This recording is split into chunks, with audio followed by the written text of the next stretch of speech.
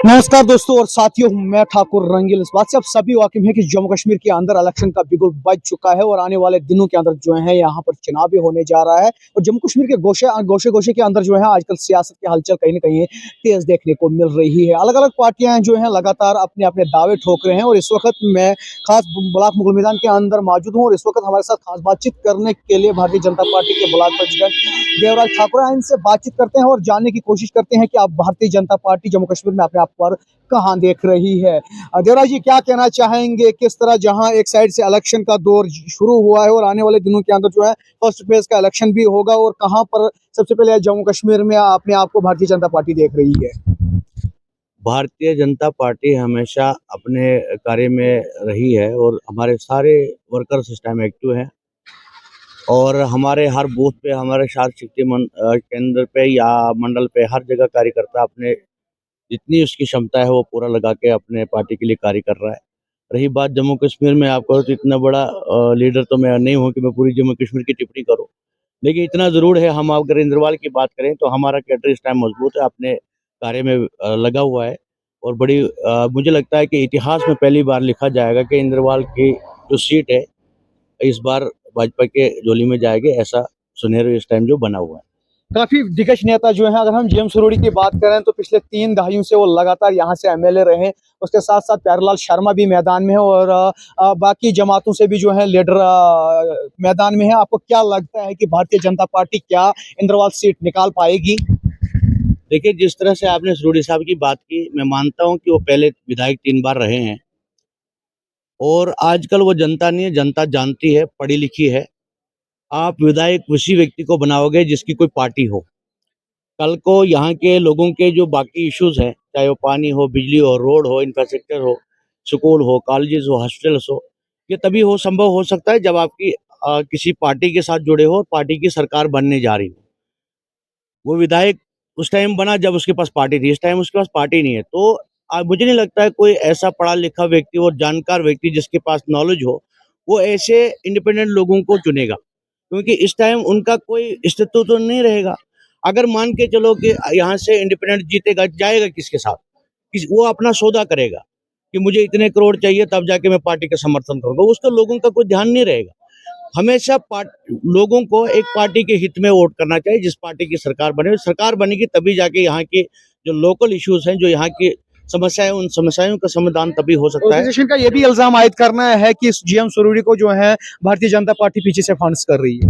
नहीं, फंड हम किसी को नहीं करें, ना हमें करने की आवश्यकता, और भाजपा कभी भी पैसे के लेन देन के लिए कभी नहीं रही है और ना हम पैसे से कभी किसी वोटर को खरीदते हैं। विकास का नारा हमारा पार्टी का है और हमारा नेता भारतीय जनता पार्टी का नरेंद्र भाई मोदी जी है। 10 साल से लोगों ने उसको आजमाया, जिस तरह से ग्राउंड लेवल पर आज जहाँ पे नेटवर्क नहीं है वहां पे जाके आप लोगों से पूछोगे तो वहां पे उनकी जो स्कीमें उन्होंने लागू की है, उनका लाभ कहीं ना कहीं लोगों तक पहुंचा है। लेकिन भले ही लोग यहाँ के जो नेता हैं वो अपना जाल बुनने में वो लगे हैं कि उन स्कीमों को रिजेक्ट करने में लगे हैं कि नहीं है, लेकिन ऐसा कोई व्यक्ति नहीं है। इवन कि जीएम सुरूड़ी साहब जो कहता है कि पार्टी ने कुछ नहीं किया, उसके जेब में अगर आप देखोगे तो उसने भी गोल्डन कार्ड बनाया, सबसे पहले बनाया, भले हमारे मतदाताओं ने बाद में बनाया। अगर आप प्यारेलाल शर्मा जी को बोलोगे, उसने भी गोल्डन कार्ड जेब में रखा है मोदी का और इलेक्शन लड़ रहा है। ये सब मोदी की ही स्कीमें हैं जो इन तक लोगों का इल्जाम आयद करना है कि 2014 में जो है तारिक केन को जो है लगभग 17,000 वोट इंद्रवाल से मिले थे। उसके बाद जो है वो पूरी तरह गायब हुआ और आज जब इलेक्शन आया तो उसके बाद जो है फिर उससे वो लोगों के बीच में आ रहा है। देखो, हमारा नेता कहीं गायब नहीं रहा है, ऐसा नहीं है कि वो लंदन चले गया था, यहीं पे था। लेकिन इतना जरूर है कि इतने बार हमने कहीं बार आपको बताया कि हमारा जो नेता है वो कमल का फूल है। कमल का फूल हमारा चुनाव निशान है। नेता पार्टी किसी को भी टिकट दे, उसको खड़ा करे, उसका कोई वो नहीं रहता है। बट अगर तारिक हुसैन कैन यहाँ नहीं था, मंडल प्रधान देवराज ठाकुर यहाँ पे रहा है। पिछले 2 साल से कोई ऐसा व्यक्ति बताए जहाँ पे मैं नहीं गया हूँ, कोई ऐसा गाँव जहाँ मैं नहीं गया हूँ। हम पार्टी के लिए काम करें, नेता अलग चीज है। 10 साल से लगभग आप इल्जाम आए तो उसको करोगे जो इंडिपेंडेंट है। जिनके पीछे पार्टी नहीं है। हम तो पार्टी के लोग हैं। 10 साल से लगभग जम्मू कश्मीर के अंदर जो है भारतीय जनता पार्टी का ये गवर्नर है, और हमारे इंद्रवाल के अंदर अभी भी ऐसी जगहें हैं जहां पर एक साइड से भारतीय जनता पार्टी या मरकजी सरकार ये दावा कर रही है कि डिजिटल इंडिया की बातें हो रही, वहीं हमारी इंद्रवाल का एक हिस्सा मड़वा और वड़वन है। आपको खुद भी पता है कि वहाँ जो सीजनली सड़क के अलावा वहां पर कोई सड़क नहीं है, और उसके साथ साथ वहां पर नेटवर्क भी दस्तयाब नहीं है। ये बात बिल्कुल आपकी सही है, कहीं जगह पे नेटवर्क से मड़वा वाड़वा हमसे डिस्कनेक्ट है, लेकिन ये भी आपको विश्वास रखना पड़ेगा। अगर पार्टी ने इतनी दूर दूर तक वहां पे इस टाइम डामा से कनेक्ट तो है, पहले तो वहां कोई भी संपर्क नहीं था। डामा अगर वहां पे लगाती, जो करोड़ों का एस्टिमेट आता है वो लगा सकती है, तो टावर भी लग सकता है, और जो कर रहा है वही करेगा ना। जिन लोगों ने मैनिफेस्टो में क्या है भारतीय जनता पार्टी की, क्या जो छात्रों का डिग्री कॉलेज है या हमारे दूर दराज इलाकों के अंदर जो स्कूल है उनकी क्या खस्ता हालत है, कहीं पर बच्चों को पढ़ाने के लिए टीचर नहीं है, कहीं पर बच्चों को बैठने के लिए जगह नहीं, क्या ये चीजें जो है भारतीय जनता पार्टी के मैनिफेस्टो में है? बिल्कुल हमारे मैनिफेस्टो में लोकल में ये भी है कि मड़वा वाड़वन को जो डिस्कनेक्ट हो जाता है, रोड से दूर दराज इलाका पड़ता है, उसे हम बूंदा चंदर टंडल से भी जोड़ने का मैनिफेस्टो में है। हमारा सिंहपुर टनल का भी है। 10 साल से आप टनल, शंकपुरा वायु टनल का लोगों को ख्वाब दिखा रहे हैं, अभी तक उस पर काम शुरू नहीं हुआ। अगर आप मीडिया से सही जानकारी रखते हो तो आपको पता होगा कि उसके डीपीआर देखो, जो टेंडर भी हो चुके हैं। अब कंपनी उस पर कहीं ना कहीं विलम्ब कर रही है, उसका बात अलग है। ये नहीं कह सकते आपकी ख्वाब ही देख रहे हैं। अगर इतना पैसा मरकजी सरकार नहीं, ये गलत है। लगी होती देखो, अगर आप वो टेंडर जो है क्यों रिजेक्ट कर दिया गया कि कहीं न कहीं वो अभी जो नई टेंडर निकालेंगे। हर इलेक्शन के टाइम पे जो है लोगों को ये ख्वाब दिखाए जाते हैं कि आज नहीं, अब पहले बता रहे थे कि 2019 के बाद जो काम शुरू होगा, उसके बाद बोल रहे थे सेंटर के इलेक्शन होंगे, उसके बाद काम शुरू होगा। अब असेंबली के इलेक्शन भी, और आज भी जो है लोग अपने अपने दावे कर रहे हैं कि अब काम शुरू होगा। आखिर साफ कर दीजिए कि कब जो है शंकपुरा वायु टनल पे काम लगेगा। रंगील भाई, इसका मतलब आपको पूरी नॉलेज नहीं है, या आप जानकारी नहीं रखना चाहते, या आप साझा नहीं करना चाहते। यह कोई पैरेलल की मशीन नहीं है कि 1 किलोमीटर खोदो और न लोगों को मुआवजा देना है, न कुछ देना और रोड निकाल दिए। ये टेंडर है और करोड़ों अरबों का पैसा है, और जिस कंपनी को चढ़े उसके अंदर वो क्षमता चाहिए कि वो करे। उसमें सरकार का कोई विलम्ब नहीं है। टेंडर भी चढ़ा हुआ है, करना तो ठेकेदार ने है ना। अब किसी को सरकार उसमें क्या करते, पैसा दिया है, अरबों का पैसा दे रखा है, करना तो उस ठेकेदार ने, जिस कंपनी ने उसका टेंडर लिया उसने करना है। उस कंपनी को कौन पूछेगा? पूछे क्या उसको, लगातार नोटिस पे नाम कौन लेगा? भाई साहब, नोटिस पे नोटिस निकले पिछली बार से। आपको पता है कि अगर एक सुनो, अगर आप भाई साहब, आपको एक ये नहीं है कि रात में किसी को बदल के दूसरे को दे दिया, ऐसा नहीं है। 6 मंथ के अंदर उस ठेकेदार को आपको टाइम देना पड़ेगा। उसके बाद उसे उस शो का नोट निकाल के आप उसको ब्लैक लिस्ट में डाल सकते हो, नए टेंडर निकाल सकते हो। आप जानकारी तो रखते हो, कर दो ना आज ऑन कैमरा कि कब काम शुरू होगा। मैं कहता हूँ कि अभी इसी वक्त हो, पैसा टेंडर जिसने दिया वो करे, लेकिन उसको भी कुछ न कोई विलम्ब होगा। कोई अरबों का खेल है ये, कोई ये नहीं है कि एक घंटे का खेल है कि 1000 2000 में काम करना है। अरबों का पैसा उसने लगाना है, उसने इंस्ट्रूमेंट वहां पहुंचाना है, उसने मशीनरी वहां पे पहुंचानी है। ये आपसे, आप भले घुमा फिरा के पूछ रहे हो, आप जानकारी होने के बाद भी आप मुझसे प्रश्न कर रहे हो कि कब होगा, क्या होगा। ऐसा नहीं है, सब कुछ हो चुका है। ये टेंडर निश्चित है, अगले साल 2 साल के अंदर आप इसके बीच में सफर भी करना तय है। इसमें सरकार का कोई विलम्ब नहीं है। टेंडर जिस ठेकेदार ने भरा है, जिस कंपनी ने भरा है, विलम्ब उनकी वजह से, ऐसा कुछ नहीं। बाकी किसी की वजह से स्कूलों की हालत कब ठीक होगी, सड़कों की हालत कब ठीक होगी, और नेटवर्क कब ठीक होगा? जिस दिन जम्मू कश्मीर में सरकार बनेगी, अगर यहाँ पे इतना बड़ा रोड, जो अगर विकास का चश्मा लगा के आप देखोगे, आज इतना बड़ा रोड जो यहाँ पे दिख रहे हो ना, ये सब चीजें जब संभव हुई है तो वही संभव करेगा। अगर आज किसानों को पहली बार किसान बनाया गया, 6000 दिया, अभी मैनिफेस्टो में हमारा उसको 10,000 करने का लक्ष्य है।